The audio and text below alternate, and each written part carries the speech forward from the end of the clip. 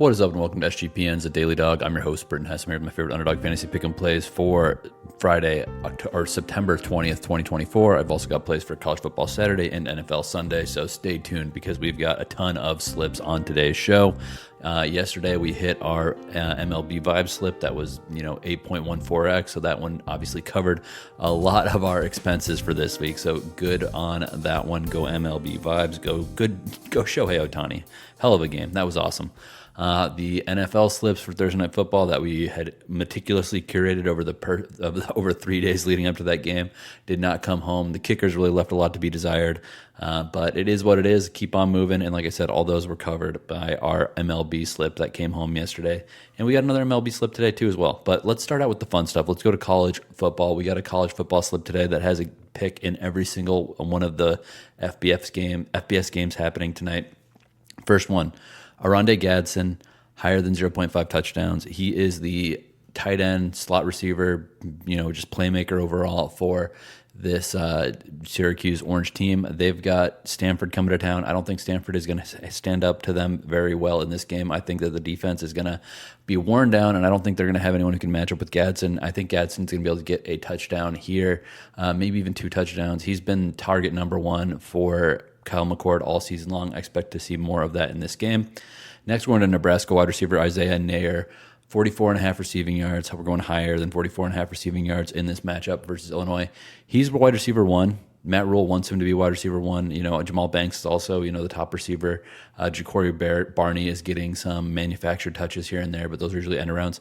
Neyor is the guy that this coaching staff thinks is going to be an NFL player, a Sunday player, and I think that he is going to be able to get behind this Illinois team. The Illinois wide receiving crew, or the Illinois secondary, got torn up by the wide receivers for KU a couple weeks back.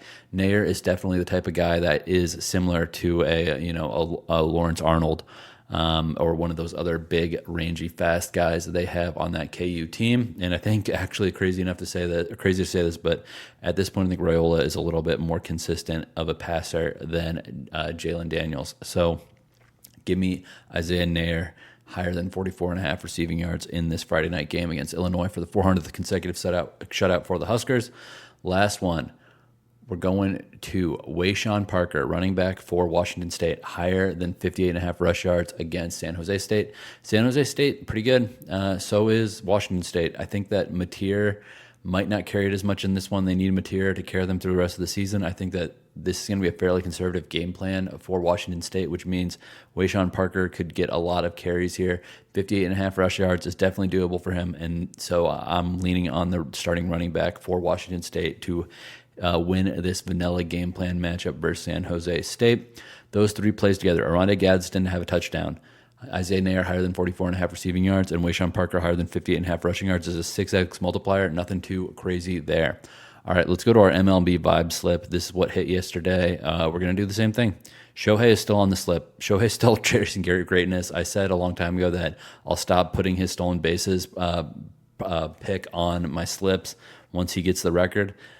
What I saw yesterday, the dude isn't going to stop. The dude wants to go 60-60, not 50-50. He wants to put this untouchable record outside of the stratosphere. He doesn't want people to even aspire to try to touch it. He wants to put it so far out of reach. So look for Shohei to try to steal a base if he gets on again here. Next, going to Lawrence Butler, higher than 1.5 total bases versus Garrett Cole and the Yankees. Yankees going to town in Oakland. Lawrence Butler and my man Rooker, they're on slips today. That's all I'm saying. You think Garrett Cole scares me? You think that I'm scared of this Yankees team who've been on a prolonged road trip on the West Coast? Yeah, right. We're far from Brooklyn Yankees. Let's go Lawrence Butler, higher than 1.5 total bases. Last one, Jose Ramirez, higher than 1.5 total bases versus Dakota Hudson. Light work for Jose. Jose is 16 of 39 versus Dakota Hudson. He's got 4 doubles and a home run in this matchup. Sign me up. Give me Jose Ramirez. This is just a 3-leg vibe slip. Just guys that I like. Not too many advanced stats here. I can't resist pulling some stats. I'm sorry, but the vibe slip, it's still mostly about vibes, not just about stats. So the vibes are Shohei Ohtani higher than higher than a half of a stolen base. Lawrence Butler higher than 1.5 total bases. Jose Ramirez higher than 1.5 total bases. 13.97x. That's 13-1 in sports betting terms. So sign me up for the vibes. Next, we're going to the Dong Squad. Friday Dong Squad. We hit 3 home runs yesterday on our Dong Squad. Unfortunately, they all came from Shohei Ohtani. Shohei is on the Dong Squad again. Shohei he deserves to be on it for the rest of the season. I don't know what else to say. He's going for 60-60. So Shohei Ohtani on the Dong squad. Brent Rooker against Garrett Cole. Yeah, come on. I'm not scared of Cole. And Rook Daddy. Rook Daddy he should be on the Yankees. If the Yankees had Brent Rooker this year, they would literally be the most unstoppable team of all time, potentially, at the plate. Because Rooker, just imagine Brent Rooker batting, fifth in this lineup, fourth in this lineup. Come on, behind Aaron Judge. But that's neither here nor there. Brent Rooker hit a home run versus Garrett Cole and the Yankees. Last one, Ketel Marte of the D-backs against Colin Ray of the Brewers in this dome. Ray allows so much hard contact. Ketel Marte is such a sick hitter, and he's also got one versus Ray in his past, so I like this one a lot. This is a flex slip, so obviously don't risk a ton on it. Obviously, it's hard to pick a home run, multiple guys that hit a home run every single day. I saw someone in the comments yesterday, who was just asked if I've ever hit a dong squad. Yeah, I think 2 in July, maybe even 3. There's a couple in June as well. August was tough. September has been tough in the dong squad world, but actually I do think I did hit one in August too. I need to check the records, but long story short, it's hard to do these. Don't risk a ton on these. Put a little bit on there, and if it hits, it's always just a cherry on top, but you really should be trying to make money through the show slips, through the vibe slips, through everything else. So the dong squad is Shohei Ohtani, higher than half a home run. Brent Rooker, a.k.a. Rook Daddy, higher than half a home run. And Ketel Marte, higher than half of a home run. If this goes 3 out of 3, you get 60.99x. If it goes 2 out of 3, you get 8.03x. All right, college football Saturday slip. Not like our college football Sunday slip or Friday slip. This is for Saturday, so you got some action to sweat all weekend long. We're going with Zachariah Branch, wide receiver from USC, higher than 46.5 receiving yards at Michigan. I know Michigan is at home. I know their defense is awesome. Zachariah Branch, let me quote the great Terrell Owens here.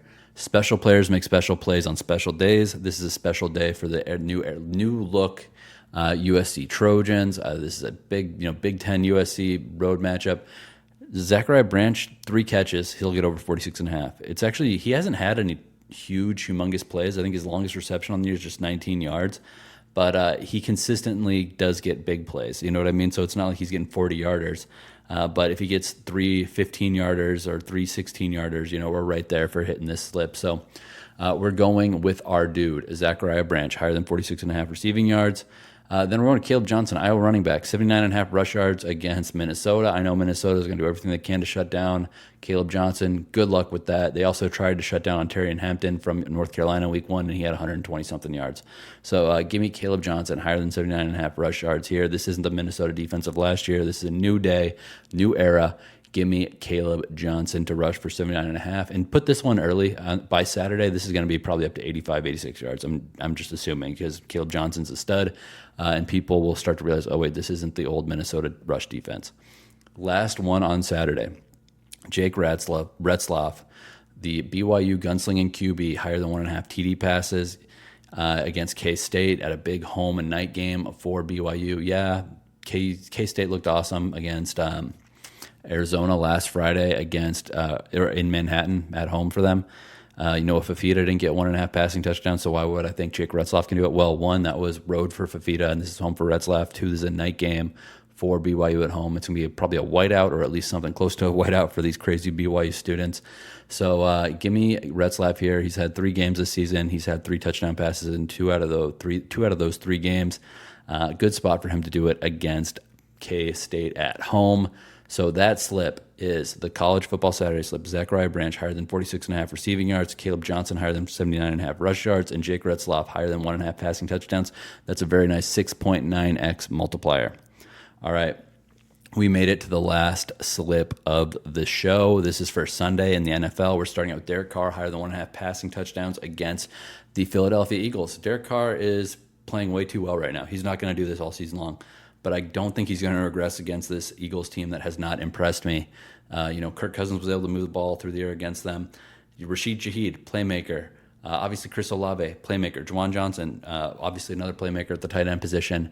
Alvin Kamara can take a pass and go go to the end zone with it. He had a 57-yard short swing pass or short dump off pass touchdown against the Cowboys last week. So yeah, Derek Carr, higher than 1.5 passing touchdowns. Next one, Kyler Murray, higher than 1.5 passing touchdowns against the Lions D. Lions D, this Aaron Glenn D, he doesn't scare me at all. I know Baker Mayfield only had like 184 passing yards. We're getting the Kyler Murray that was promised to us this season. Kyler Murray looks amazing. He looks vindictive. He's mad at everybody who made fun of him for playing video games too much and everything else. The dude is a stud. He's got Marvin Harrison Jr. He's got my dude, Greg Dortch. He's got Michael Wilson. He's got a ton of options. Trey McBride is another one. Give me 1.5 touchdown passes for Kyler Murray higher right here. He's throwing for 2+, maybe even 3+ here. Last one, Sunday night game. Carson Steele, new running back starter for the Chiefs. Isaiah Pacheco's out. You got to put this one in early because it's going to get steamed to hell for many reasons. One is that he's the starting running back, and two is just because Carson Steele looks like a freaking surfer dude as a running back, and you're not really going to see that too often, so people are going to gravitate towards him. Carson Steele, higher than half of a rushing or receiving touchdown against the Falcons on Friday night.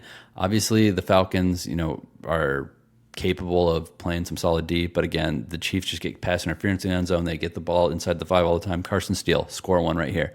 This Sunday NFL slip, 7.67x. Lock it in early because all of these things are going to steam against me.